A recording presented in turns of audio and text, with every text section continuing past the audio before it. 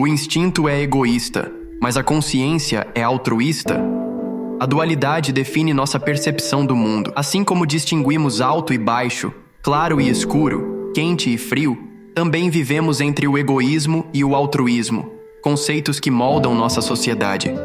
Todas essas oposições são relativas, uma vez que dependem sempre de um referencial. Ainda assim, elas são úteis para tomarmos como base nossa percepção da vida e tornar o mundo que nos cerca inteligível. É graças a essa capacidade que todos nós podemos aprender por contraste e ir progredindo em nossa evolução intelectual.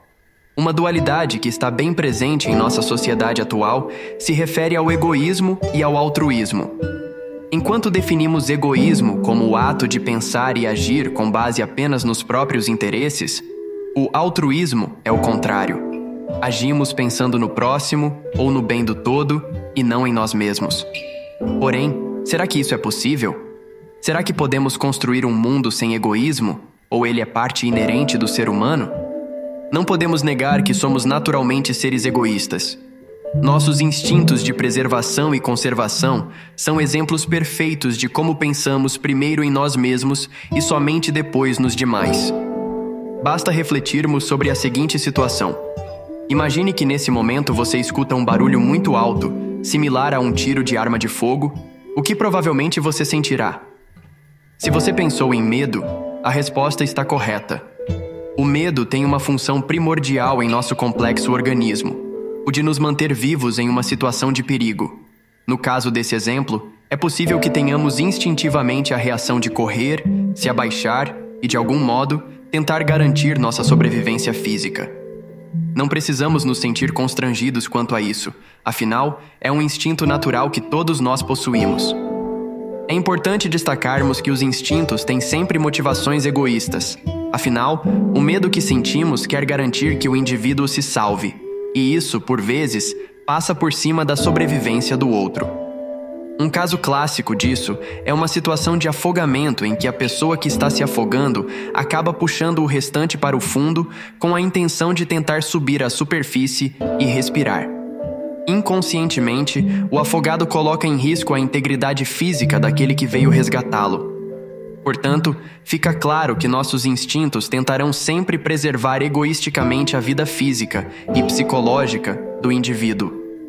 Porém, por que há casos em que pessoas se colocam no meio de um tiroteio ou arriscam suas vidas para ajudar os demais? Essas ações vão de encontro com o nosso instinto, mas não é raro vermos notícias dessa natureza. Há ainda quem consiga fazer esse ato de heroísmo a um desconhecido, alguém que não tem nenhum valor sentimental ou nenhum reconhecimento para com o Salvador. Sendo assim, devemos entender o que se passa nesses casos. Isso ocorre por um fato muito simples. Os seres humanos não são movidos somente por instintos. Somos capazes de nos mover através de ideias, sentimentos e agir de modo a pensar nos outros, ou no todo, e não somente em nós mesmos. Essa característica é o que essencialmente nos diferencia dos outros animais, pois você nunca verá uma zebra, por exemplo, se jogando aos leões para salvar a vida de uma outra zebra. No mundo animal, os instintos são soberanos e sobrevive o mais adaptado. No mundo humano, a evolução se dá não por meio de quem sobrevive, mas sim de quem consegue desenvolver sua consciência através das suas ações, sentimentos e pensamentos. Vamos deixar essa ideia mais clara. Quem se mostra mais virtuoso, o ser humano que se sacrifica pelos demais, como Gandhi, Jesus, Buda e tantos outros seres, ou aquele que pensa somente em si? Não precisamos pensar muito para entendermos que os nomes do primeiro grupo são, de fato, mais próximos do ideal de ser humano perfeito do que aqueles que dedicam suas vidas apenas para si mesmo. Com base nessa questão, podemos nos perguntar: a vida é composta de egoísmo ou de cooperação? O ser humano, enfim, deve seguir um caminho solitário ou a ajuda mútua é um passo fundamental em sua construção? Pensemos em nossa sociedade. Diversas correntes antropológicas concordam que o ser humano é, por excelência, um ser social. Isso significa que não conseguimos viver isoladamente, e isso é um fato. Desde o nosso nascimento até nossa vida cotidiana, Pense em quantas pessoas se relacionaram conosco. Precisamos de outras pessoas para nos educar. No trabalho é comum estarmos em contato com outras pessoas. E na vida social, todas as áreas em que nos dispusermos, devemos entrar em contato com os demais. Logo, não nos parece lógico que a vida humana deve ser baseada na cooperação? Em uma curta resposta, sim, isso é relativamente óbvio, mas na prática, não vivemos de acordo com esse pensamento. Em geral, vivemos em sociedade por uma necessidade de sobrevivência, ou seja, somos obrigados a nos relacionar uns com os outros para garantir nossa existência no mundo. Mas, será que se a sobrevivência nos fosse dada como certa, ainda assim ajudaríamos uns aos outros? Essa é uma questão interessante a se pensar, pois à medida que nossa sociedade avança, podemos observar sinais de que as pessoas estão tendendo ao isolamento e à busca de realizar os próprios prazeres, sem levar em consideração os demais.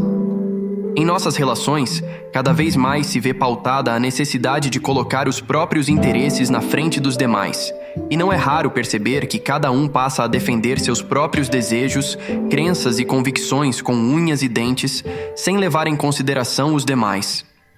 Isso causa, em consequência, o caos social que está instalado em nossa sociedade, em que cada grupo disputa ferrenhamente pelos seus direitos e necessidades, mas ninguém reflete de maneira saudável o que é melhor para a vida humana como um todo. Frente a isso, é fundamental que entendamos que o egoísmo nasce dos nossos instintos, e estes não são fruto da razão. Quando agimos desse modo, nos assemelhamos aos animais e acabamos seguindo a própria lei da selva, em que o mais forte sobrepuja os mais fracos. Mas esse não é o destino da humanidade. Quando falamos em destino, estamos nos remetendo a uma ideia muito comum na antiguidade, na qual se falava que todo ser humano, e a humanidade como um todo, tem uma finalidade.